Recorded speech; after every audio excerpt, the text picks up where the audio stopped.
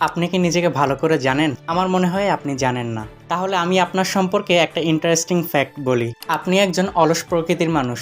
আপনি আজকের কাজ কালকের জন্য, কালকের কাজ পরশুর জন্য রেখে দিতে চান। আর সবসময় ভাবেন হাতে এখনো পর্যাপ্ত সময় আছে। মজার বিষয় হলো, আপনি নিজেকে যতটুকু অলস মনে করেন, আপনি মূলত ততটুকু অলস না। কারণ পরীক্ষার আগের রাতে আপনি পুরো 1 বছরের সিলেবাস শেষ করে ফেলেন, কিংবা যখন মোবাইল হাতে নেন তখন ঘন্টার পর ঘন্টা মোবাইল ইউজ করেন, অথবা প্রয়োজন হলে গুরুত্বপূর্ণ কাজ করার জন্য সারা রাত জেগে থাকতে পারেন। তাহলে সমস্যা কি দক্ষতার অভাব? সমস্যা হলো দক্ষতাকে সঠিক জায়গায় ব্যবহার না করা।